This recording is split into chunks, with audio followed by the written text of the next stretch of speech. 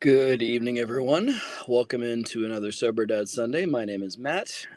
This is a place where I will come each week to share some thoughts, insights, things that I have gleaned from my own journey as a sober person. Been in recovery from alcoholism for a little over 2.5 years. And as a dad, I'm a dad of three awesome kids. As a matter of fact, my kids were the reason that I made the big change in my life to get sober, and I found there's a lot of intersection in the wisdom I gleaned from those journeys. So this is a place to come to share those things. Uh, I'll welcome folks' comments either on the comments on Facebook or YouTube. Love to share in the conversation with you guys. Um, as I put up in the promo earlier on social media tonight, I called it Dealing with Anger Edition. And I'm just going to share tonight. I've had some stuff the last couple of days, better part of a week, that's got me kind of upset. And I'm going to try to do so and share about this in a way that how I'm trying to deal with this stuff in a way that's hopefully not just completely venting or bitching or vilifying anybody. Um, we'll see if this works. Let's just put it that way. Let's go. So, um, as many of you all who see this know, one of my children is transgender. And we have been through a journey with that, uh, growing in our own understanding and support of her. She's an amazing kid. She's one of the most courageous people I've ever met in my life. She is who she is unapologetically and just, is there. And for the most part, us being kind of just out in the world about this has gone fine.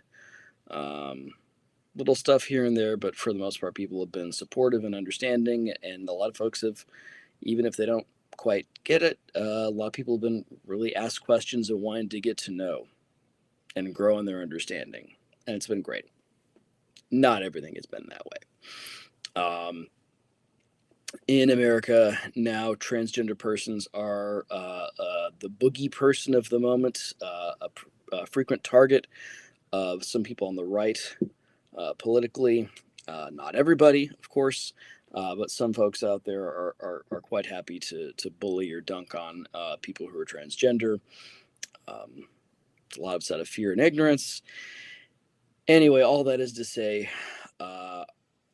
our youngest child we've had some experiences where she's been confronted with the fact that there are people in the world who will not like her because they're afraid, because she's different.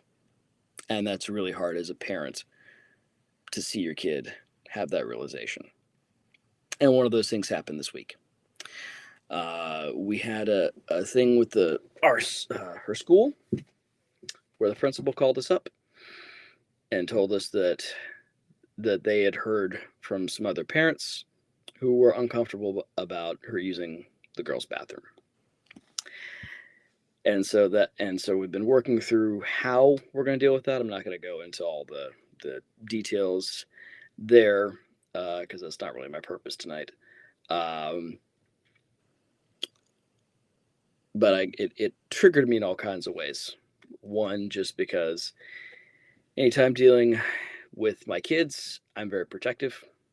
I want them to be okay, want them to be safe, and anytime something threatens that can get me, kind of up and going. I think all the parents out there understand that. It also got me because it triggered a lot of other memories of other people who have nothing to do with this particular situation who chose to communicate in ways that were indirect and did not have their names attached to it.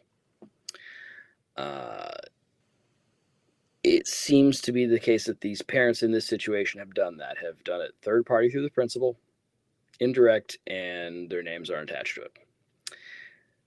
In many, many years of local church ministry, I dealt with a lot of that. And I got to a place where I didn't even allow it.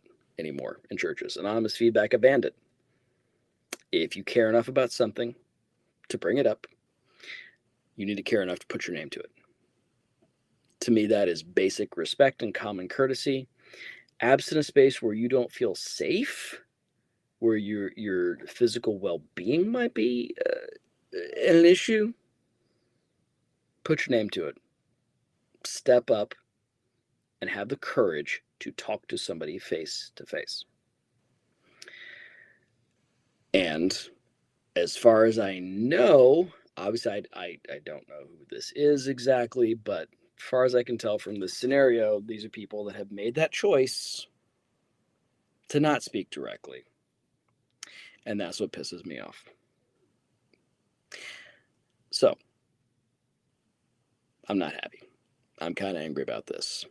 I'm angry because of my uh, deep love for my kid and my desire to protect my kid, but also just a lack of common courtesy. And I put it out there with the principal. Hey, I'd love to speak to these people directly, have the chance to talk with them, to let them know our story, to let them know more about us, let them know more about my kid, who's nothing to be afraid of, and let them have the opportunity to ask questions, to grow. Yes, I want them also to change their minds and their hearts, but that's up to them. So,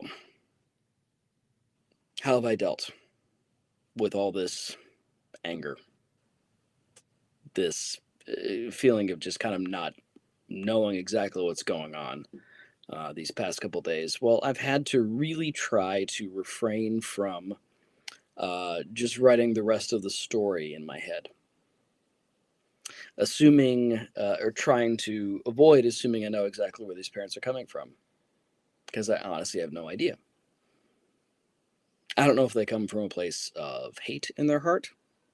I don't know if they are coming from a place of just ignorance, not knowing, just flat out fear. I have no idea. And it's really easy for me to write the rest of the script in the places where I just flat out don't know. In fact, doing that can kind of feel good in some ways, because that way I can make them into a boogeyman. That evil person out there who doesn't like my kid. Here we go. That doesn't help anybody. Most of all, it doesn't help me. Because hopefully, if I do come to a place where I get to sit down and speak with these people, person to person, if I've spent all this time deciding that I know what's in their heart, it's going to be a lot harder for me to come from a place of curiosity, of listening, a place of love, and wanting to know that person as a human being.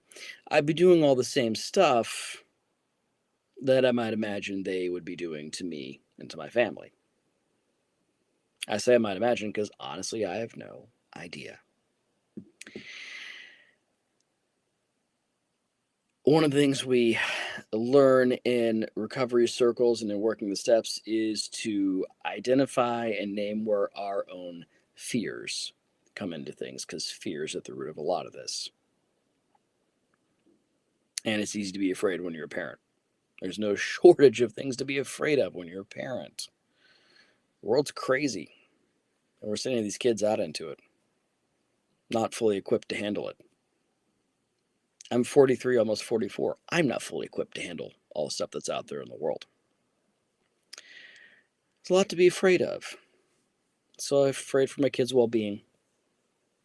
I'm afraid of the way the world might react to her in lots of different ways. I'm afraid of bad things happening. There's tons of stuff to be afraid of. And to be honest with myself and everybody else, I have to really name and know where those fears are coming from, so I can know what they are and try to keep them from just overriding everything I do, which is really hard to do.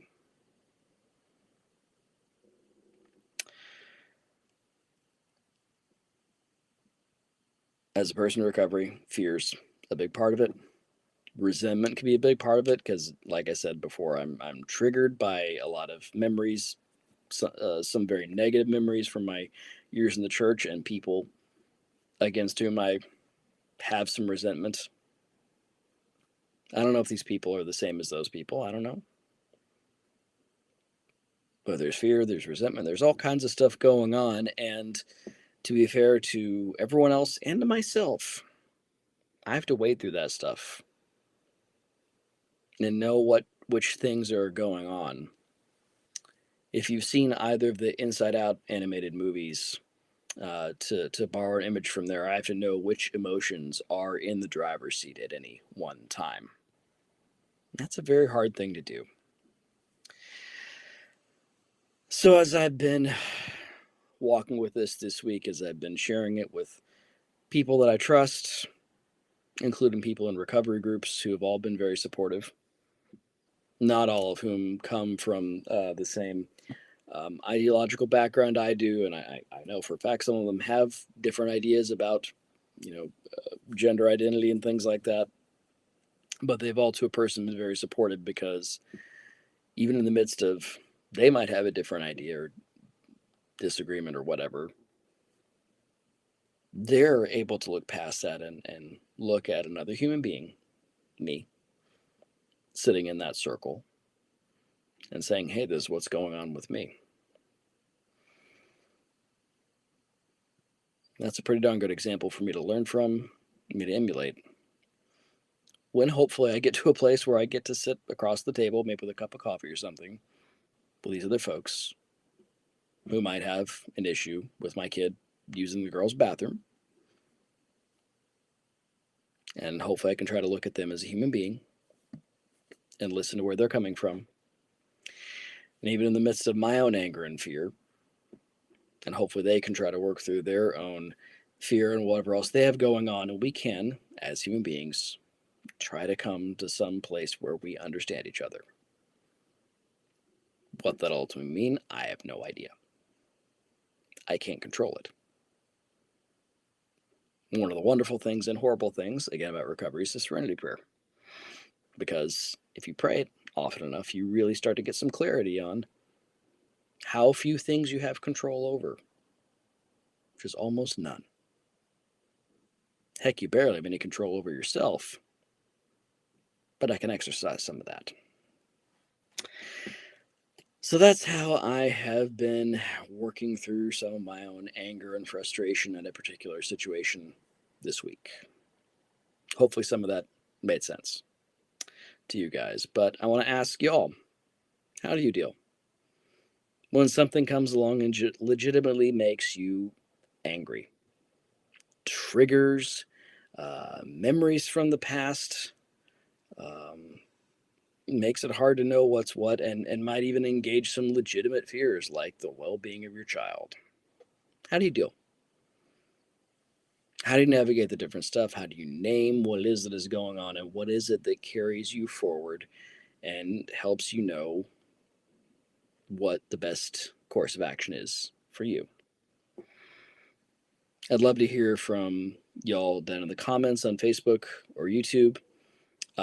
Again, let's please keep everything respectful. Any political rantings or opinions outside of these questions I put will get deleted. So let's keep it civil and respectful of one another.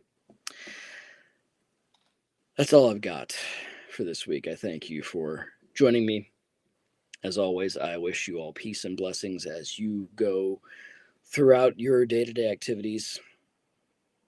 I encourage you to give all of your best energy and intentions to becoming the best version of you for the people around you, because they're worth it.